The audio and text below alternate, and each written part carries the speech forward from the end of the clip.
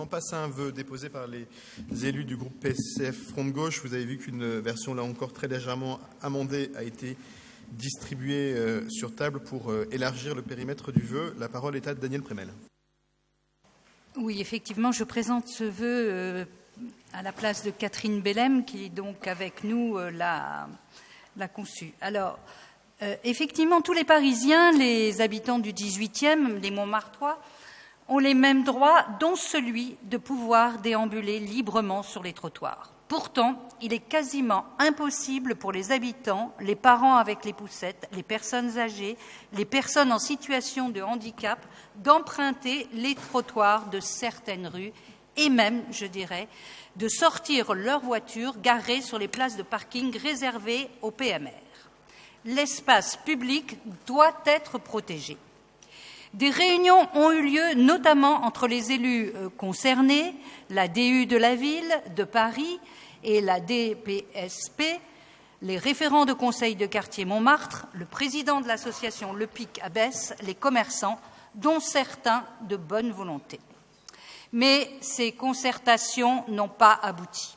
Et l'on voit des patrons de brasseries, de cafés, qui, sans aucun scrupule, étendent leurs terrasses et contre-terrasses bien au-delà des limites autorisées par la réglementation, allant même jusqu'à installer des tables sur la rue, bloquant ainsi les places de stationnement. Ces mêmes patrons tiennent parfois des propos menaçants quand les habitants viennent leur faire remarquer les choses ou les agents.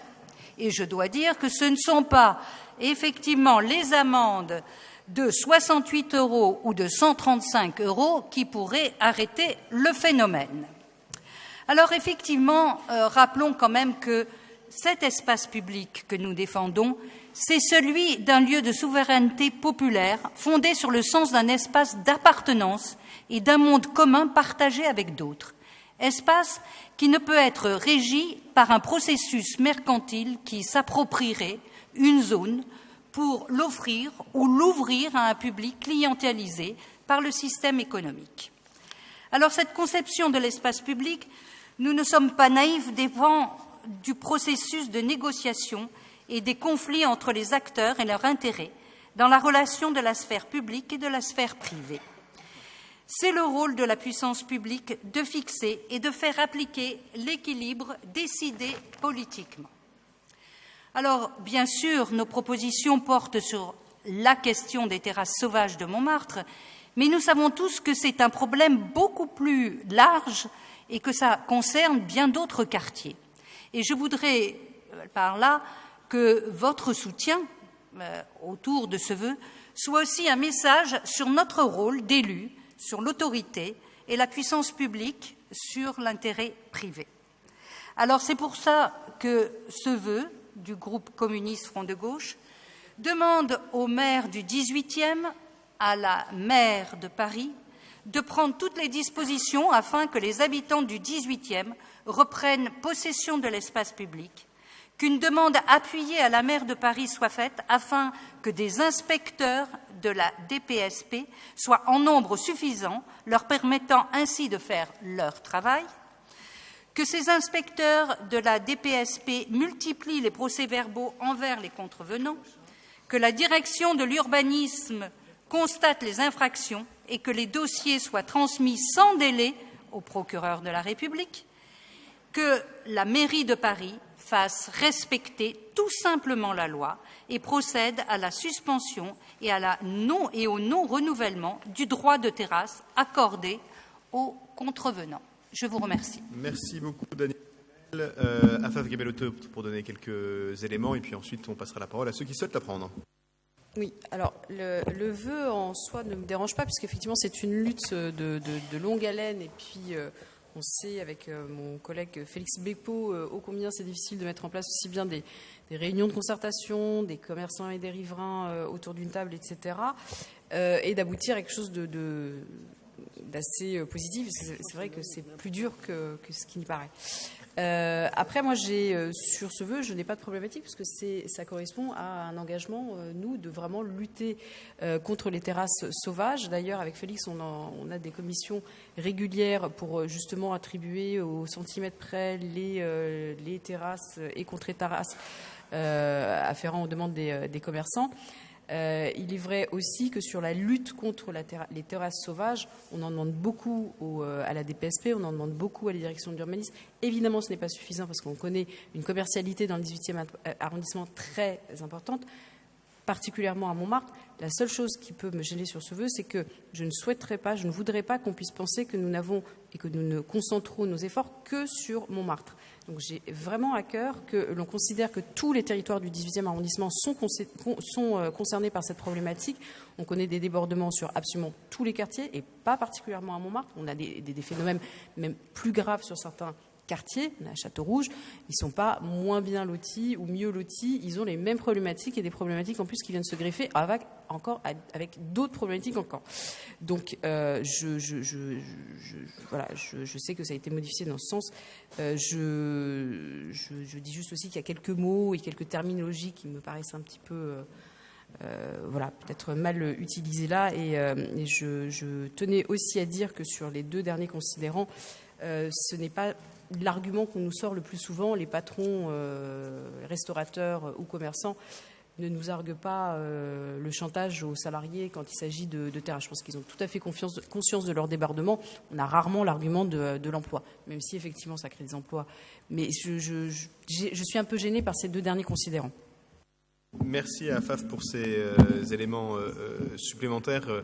J'en profite pour saluer le travail qu'elle fait avec Félix sur cette question de terrasse et d'étalage et saluer aussi, il n'est pas là, mais saluer aussi le travail de médiation que cherche à faire Mario Gonzalez très souvent et notamment dans les quartiers festifs, avec des résultats qui ne sont pas toujours à la hauteur de ce qu'on attend, mais qui est aussi une étape essentielle pour faire en sorte que l'équilibre qu'on recherche entre le plaisir d'être en terrasse, l'équilibre économique des affaires des cafetiers et la liberté de circulation sur l'espace public soit respectée. Ce qu'on recherche, c'est un équilibre. C'est un équilibre parce que aucun Parisien, et d'ailleurs c'est pas du tout ce que dit le vœu, mais aucun Parisien ne voudrait être privé de la capacité et de la joie d'être en terrasse dans cette ville. C'est une des belles spécificités parisiennes. Et en même temps, il faut évidemment garantir d'abord que les règles soient respectées, et elles doivent l'être par tous, et donc y compris par les cafetiers, et que la circulation sur l'espace public puisse se faire. Et c'est cet équilibre-là qu'on recherche, qui ne peut être trouvé qu'en dialogue avec les mairies d'arrondissement. Et de ce point de vue-là, il me semble que le travail avance et que le travail s'améliore. Je vais laisser la parole sur ce vœu à ceux qui souhaitent l'apprendre. Pascal Julien, Pierre-Yves Bournazel, et pour conclure, Félix Bépo, et puis on va passer au vote. Pascal Julien. Oui, nous allons voter ce vœu parce que nous sommes d'accord sur l'essentiel, à quelques formulations près peut-être. Je souhaite bonne chance à ce vœu. J'espère qu'il sera représenté au Conseil de Paris, mais pour Paris, pas que pour le 18e. Et pourquoi je souhaite bonne chance? Parce que nous avions, dans la mandature précédente, mon groupe déposé un vœu là-dessus qui a eu l'effet que vous voyez. Donc voilà, je suis un peu... mon amertume n'est pas du tout à l'égard des auteurs du vœu. Ils ont raison de remettre le couvert, comme on dit. Mais enfin, si votre vœu est aussi efficace que fut le nôtre, malheureusement, on peut déjà écrire les vœux des années prochaines, qui demanderont la même chose. Mais je profite pour attirer votre attention sur le premier attendu, quand il est écrit de prendre toute disposition afin que les habitants reprennent possession de l'espace public. Alors là, je suis d'accord, y compris pour qu'ils reprennent possession de l'espace qui est sous le métro aérien et qui est fermé par des grilles, y compris, c'est pas dans le 18, qui reprennent possession de l'avenue de Flandre, fermée par des grilles, ou par la canicule. Actuellement, on ne peut pas se mettre à la fraîcheur, à l'abri de la fraîcheur des arbres. Ces grilles devaient tomber, devaient être enlevées. C'est un vœu unanime du Conseil de Paris qui a été déposé à l'initiative de mon groupe, et notamment, je crois, de Galabridier. Pour l'instant, nous avons quelques inquiétudes parce que l'été arrive, comme vous le savez, le 21 juin, et je ne vois pas ces grilles partir pour l'instant. Et je le dis, nous sommes le jour des réfugiés aujourd'hui. C'est le jour des réfugiés. Voilà, on sait ce qui se passe porte de la Chapelle.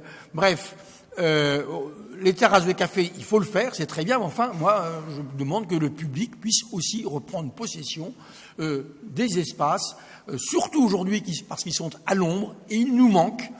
Voilà, donc si on peut faire remonter ça, ce serait bien. Merci beaucoup. On ne va pas ouvrir le débat ici ce soir sur la question des grilles, même si Gérald Briand a demandé la parole pour en dire un mot, donc je la lui donnerai. Ce n'est pas l'objet du vœu. Donc on va finir sur le vœu et ensuite Gérald Briand pourra donner un mot là-dessus. Pierre-Yves Bournazel. Oui, monsieur le maire. Moi, je suis pour le respect de la loi et des règlements, et je suis pour que chacun trouve sa place dans l'espace public, à la fois les commerçants qui travaillent, qui doivent pouvoir vivre effectivement de leur revenu du travail et le faire dans le respect des règles, et puis en même temps pour les piétons ou les riverains qui doivent pouvoir circuler. Je pense que ça, c'est la base qu'il faut toujours rappeler, et pas toujours simple à faire respecter, et moi, je suis pour que, évidemment, chacun fasse respecter les règlements. Simplement, dans ce vœu, il y a plusieurs choses qui me choquent. D'abord, je dois vous dire qu'il y a un problème quand même de forme. Vous dites qu'il y a eu des propos qui ont été tenus. Si ces propos ont été tenus et des actes ont été commis d'intimidation physique, ce n'est pas dans un vœu que les choses se règlent, c'est devant la justice.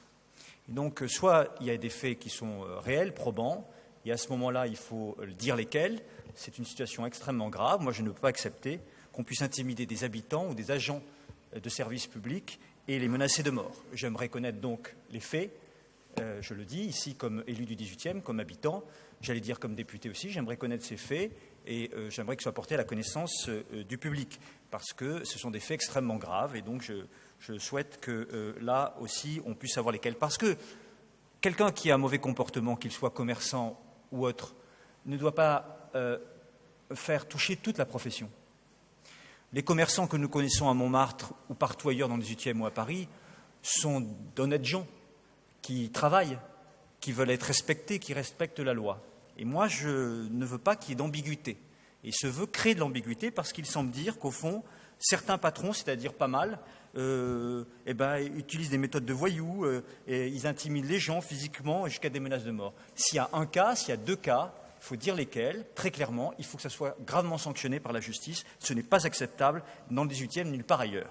Donc ça, il faut le condamner, mais on ne peut pas laisser dire que c'est le cas d'une partie des commerçants. Ce n'est pas vrai. Et ça, je n'accepte pas non plus. Et donc je trouve que la manière dont c'est rédigé laisse entendre que ces commerçants fonctionneraient comme ça. Ensuite, c'est vrai que je suis comme Afaf Gabellotto, les deux derniers considérants. Moi, comme vous tous, je rencontre des commerçants, j'entends pas des commerçants faire du chantage à l'emploi. Bon, j'entends pas ça. Ce qu'ils veulent, c'est pouvoir travailler. Et c'est vrai que, victime un peu de la crise du tourisme et la chute du nombre de touristes, c'est vrai qu'un certain nombre de commerçants souhaitent pouvoir bien travailler, notamment à Montmartre, dans un lieu de tourisme. Mais pour ça, il faut qu'ils respectent les règlements, bien sûr, et la loi. Et je pense que quand on fait des conciliations, quand on échange et quand on discute, 95%, voire 99% des commerçants sont capables de l'entendre. Et ceux qui sont en faute peuvent être sanctionnés, mais je pense qu'il faut faire attention à ne pas créer là aussi d'amalgame, parce que ça monte les citoyens les uns contre les autres. Je le dis d'ailleurs moi-même. Parce que quand on discute, il y a des commerçants qui disent « Ah ben moi j'ai besoin d'une terrasse. Est-ce que vous avez respecté le règlement? Est-ce qu'il y a les fameux 1,60 m, etc. » Donc si c'est possible, il faut qu'ils déposent leur dossier et puis qu'ils avancent vite et puis qu'ils aient une réponse, qu'ils puissent travailler. Parfois il y a des retards aussi dans les dossiers, il faut les comprendre. Et puis il y a ceux qui abusent, effectivement. Et ceux qui abusent là, il faut être capable de leur dire que ce n'est pas possible et qu'il y ait des sanctions parce que ce n'est pas normal qu'une personne, par exemple à mobilité réduite, ne puisse pas passer. Ça c'est clair, c'est vrai. Donc je crois que c'est une question d'équilibre et il faut bien faire attention au choix des mots pour ne pas créer plus de tensions qu'il y en a. Respectons les commerçants, respectons ces hommes et ces femmes qui travaillent, qui veulent simplement vivre de leurs fruits du travail, et puis soyons capables de faire respecter les règlements à ceux qui ne le respectent pas, et puis sanctionnons très fermement le cas, s'il y a un cas, sur des dizaines et des centaines de commerçants qui ont intimidé physiquement et ont proféré des menaces de mort. Ça, c'est inacceptable, ça doit être condamné. Mais je souhaite vraiment qu'on puisse savoir comment, lesquels, parce que c'est quelque chose qui doit être rendu public, car c'est un fait très grave. Merci. Sur cette Sur cette dernière intervention, après en avoir parlé avec Daniel Prémel, on a effectivement regardé trop vite les différents considérants de ce vœu. Moi, sur le considérant concernant la véhémence des propos, je peux en attester, puisque je l'ai vu, il n'est évidemment pas question de rendre public des faits qui ont été portés à la connaissance du commissariat et donc du procureur de la République.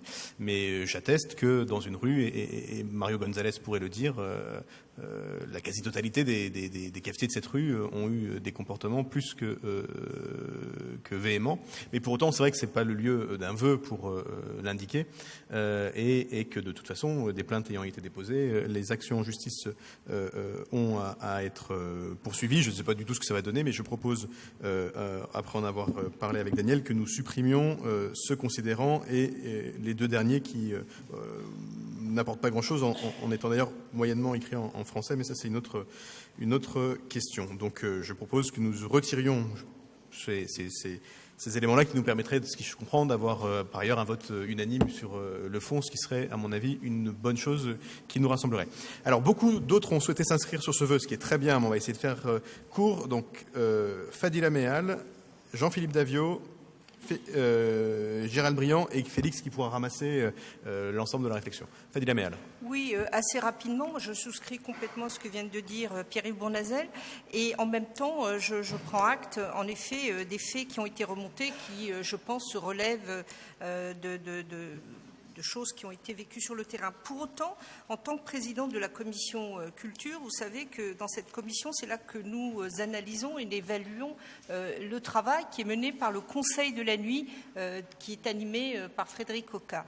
Alors, le sentiment que j'ai eu, c'est qu'en effet, il y avait un diagnostic, en tout cas depuis 3 ans où je siège, extrêmement difficile, extrêmement perturbant, puisqu'il fallait réconcilier 3 publics, ceux qui souhaitent dormir, les familles, ceux qui veulent s'amuser, et puis ceux qui travaillent, parce qu'on ne l'a pas souvent dit. Et il me semble qu'ont été mis en place des commissions extrêmement importantes qui ont donné lieu à des avancées, il me semble, je n'ai pas coutume de défendre l'exécutif, mais il me semble en effet qu'il y avait beaucoup de points qui étaient relativement sensibles et qui ont été résolus notamment par des financements importants en termes de médiation, avec un travail qui a été... je rappelle que tous les arrondissements peuvent siéger, des représentants de ces arrondissements au Conseil de la nuit, et je voudrais savoir, c'est simplement un questionnement, si tous ces éléments particuliers au XVIIIe siècle ont bien été faits remonter à cette plateforme, parce qu'il me semble en effet que comme le disait Pierre-Yves Bournazel, les propos sont lourds et il avait été bien évidemment question de réapproprier la brigade anti-civilité sur ces sujets-là. Il me semblait que la rigueur et l'autorité avaient été renforcées. Donc je suis un peu étonnée. Voilà, ma question en gros, c'est est-ce qu'il y a une articulation avec le travail de ce Conseil qui nous propose à chaque fois des délibérations et en tout cas des solutions qui nous paraissent aller dans le bon sens est-ce que par exemple le 18e arrondissement est un élément contrasté par rapport à une réalité qui est beaucoup plus favorable. Donc ça c'est... je pense que M. Ocar en parlera mieux lors du Conseil de Paris. Un mot en réponse. Mario Gonzalez n'est pas là, il aurait pu élaborer beaucoup plus que moi, mais nous travaillons bien sûr avec le Conseil de la nuit. Nous avons d'ailleurs été un des premiers arrondissements à proposer une charte qui a été signée rue Ramet, rue de Clignancourt par l'ensemble des commerçants, ce qui a permis, en tout cas dans un premier temps, de beaucoup améliorer la situation dans ces rues-là, s'agissant des présences nocturnes. Le vœu tel qu'il a été, si j'ai bien compris, présenté par le groupe PCF, Front de Gauche, élargit la question. Il ne s'agit pas seulement de la nuit et des rapports entre les commerces et la nuit. Il s'agit, dans un certain nombre d'endroits, et Afaf Gabelotto a eu raison d'élargir le champ, de la capacité tout simplement à se déplacer sur les trottoirs de jour comme de nuit. Ça ne met évidemment pas en cause l'ensemble des cafetiers qui font bien leur travail et heureusement ils sont très nombreux dans le 18e, mais il y a un certain nombre d'endroits et je n'ai pas besoin de les citer ici, tout le monde circule dans l'arrondissement, donc tout le monde les connaît, où on est bien au-delà. Et on est bien au-delà malgré tout le travail de prévention, de discussion qui a été fait, soit au travers des conseils de quartier, peut-être que Jean-Philippe Davio pourra en dire un mot plus précis, soit directement avec Mario. Mais là-dessus, je vous engage à dialoguer avec lui pour vous dire tout ce qui a été fait et notamment le bilan qu'on tire de la charte qui a été signée pour la rue Ramet et la rue de Clignancourt. Et justement, je laisse la parole à Jean-Philippe Davio. Oui, merci Monsieur le maire. Je vais être assez rapide. Cette question des terrasses envahissantes, en fait, est un problème qui, à mon sens, est assez mal vécu par les riverains parce que c'est une perturbation de plus de l'espace public. Et on sait que cette question de la cohabitation dans l'espace public est quand même une question qui est très présente et qui fait partie des préoccupations des habitants de cet arrondissement comme d'autres. Et le fait de voir ces terrasses débordantes qui perdurent renvoie, ou en tout cas c'est perçu comme ça par beaucoup de riverains, comme étant signe d'une impuissance de notre part à régler le problème, comme de la propreté, comme d'un certain nombre de sujets, et les riverains ne le comprennent pas et ne l'acceptent pas. Alors effectivement, dans le cadre du conseil de quartier Montmartre, les membres de l'équipe d'animation ont voulu prendre en main le sujet, puisque en discutant avec les habitants de Montmartre, c'est un sujet qui est revenu très régulièrement, même si ça ne concerne pas que Montmartre, il y a des tas d'autres endroits qui peuvent être concernés. En l'occurrence, les habitants et les membres de l'équipe d'animation ont voulu se saisir du sujet, et on a donc organisé une médiation avec un certain nombre de responsables d'établissements de la rue des Abbesses, puisque c'est beaucoup là où ça se concentre sur ce flanc de la butte. C'est en cours, c'est compliqué. C'est compliqué parce qu'il y a effectivement un argument économique qui est mis en avant, mais aussi un argument d'égalité de traitement entre les différents établissements. Et quand certains établissements ne viennent même pas aux réunions que l'on organise, même, ou je dirais malgré l'appui des associations de commerçants qui se mobilisent sur le sujet, je pense à Brice-Moise par exemple, qui a été très présent, qui nous accompagne chaque fois qu'il le faut dans ce débat, mais quand les responsables d'établissements ne viennent pas, évidemment on ne peut pas dialoguer avec eux, et donc ceux qui font l'effort de venir, finalement trouvent que c'est pas très juste qu'eux fassent des efforts et que les autres n'en fassent pas. Donc on revient un petit peu à la case départ. En tout état de cause, la conclusion que je tire de ça, c'est que je pense qu'il est utile que les conseils de quartier se mobilisent sur ce sujet, parce que je crois qu'on a là un moyen de pression vis-à-vis des établissements concernés, parce que quand c'est les habitants de ces quartiers, quand ce sont les riverains qui se mobilisent, dans le cadre légal bien évidemment, et que le conseil de quartier peut établir une certaine pression sur les établissements comme sur les associations de commerçants, je pense que c'est un moyen qui peut nous faire progresser. Merci beaucoup. Gérald Briand, puis Félix Beppo, et puis on va passer au vote. Non, très vite, il est tard. Juste pour dire que ce vœu a une vertu pédagogique quand même, parce que c'est aussi, nous comme élus, on est souvent très demandés et on nous dit... avec les commerçants, et ma terrasse, pourquoi j'ai pas, c'est long, c'est machin. Ça arrive régulièrement.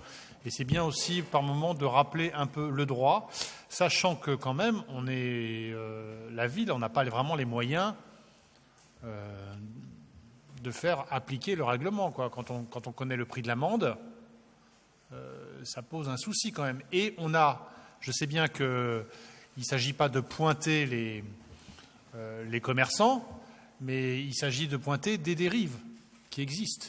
Il y a des gens qui jouent avec les règlements, c'est-à-dire que ça ne va pas relever du tribunal, il ne faut pas rêver, au bout d'un moment, mais qui jouent de telle manière avec le règlement qu'au final, peuvent continuer leur affaire, et puis voilà, ce qui risque, c'est relativement maîtrisé, quoi. Donc, de toute façon, je crois qu'il y a besoin de dire, parce que, par contre, à la limite, ils peuvent jouer avec les règlements de la ville de Paris ou de la préfecture. Bon, d'accord, ils sont malins. Mais par contre, avec les clients, si les clients font des remarques, ils seront aussi un peu plus attentifs des gens qui passent avec leurs poussettes, etc. Et parce que là, ce sera plus compliqué. Donc, le fait d'avoir ce débat et de se prendre ce débat, je pense, a un intérêt certain. Après, sur la question de la journée des réfugiés, je suis tout à fait d'accord. Mais alors, si le problème des réfugiés, c'est les grilles sous le métro, là... ça va être compliqué quand même, parce qu'aujourd'hui, le problème des réfugiés et des 1200 personnes qu'il y a à la porte Montmartre, c'est qu'il faut qu'on ait un gouvernement qui fasse ce qu'il faut qu'il fasse, sinon on va avoir de très très gros problèmes, et pas que dans des endroits où il y a des grilles, partout. Donc moi je propose d'être un peu intelligent là-dessus et de travailler surtout interpellé. Je pense que la maire de Paris l'a fait de fort bonne manière vendredi. Il faut continuer. mais concentrons-nous d'abord sur l'effort que l'État doit déployer pour aujourd'hui nous sortir de la situation dans laquelle on est, plutôt que de crisper sur des grilles, très franchement. Parce que je pense que ça serait un faux débat qui ne serait en plus pas du tout compris des habitants, je pense notamment de ceux du quartier de Pajol, qui seraient en train de se dire mais ça va pas bien chez eux là en ce moment. Voilà. Donc, moi je suis pour qu'on les retire. On a dit qu'on avait sur le vœu jusqu'en septembre qu'on va passer l'été. Je pense qu'il faut y arriver à les retirer. Je suis d'accord avec l'objectif, mais faisons intelligent. Et aujourd'hui, la première des priorités, c'est vraiment d'interpeller l'État en termes de sortie du centre humanitaire, et surtout d'avoir d'autres sites. Enfin, je ne reprends pas, c'est dans la presse ce qu'a dit Anne Hidalgo. Il y a une urgence très importante, quoi. Et allons sur le fond des problèmes, les vrais. De ce point de vue-là, j'ai lu avec beaucoup d'intérêt et beaucoup d'attention, évidemment, l'interpellation de la maire de Paris sur laquelle on a été amenés, nous les élus du 18e, à travailler, puisqu'on est principalement concernés, mais surtout les propos qui ont été tenus aujourd'hui, enfin en tout cas repris aujourd'hui dans Le Monde par le ministre de l'Intérieur, et qui sont très positifs, qui ressemblent d'ailleurs beaucoup à une note que j'avais envoyée au président de la République, enfin je ne pense pas qu'il l'ait eu, mais en tout cas à ses conseillers il y a quelques semaines. Et donc, si ces propos sont suivis d'actes, et c'est quand même l'essentiel, je pense que, en tout cas, les choses devraient avancer dans le bon sens, mais restons très prudents.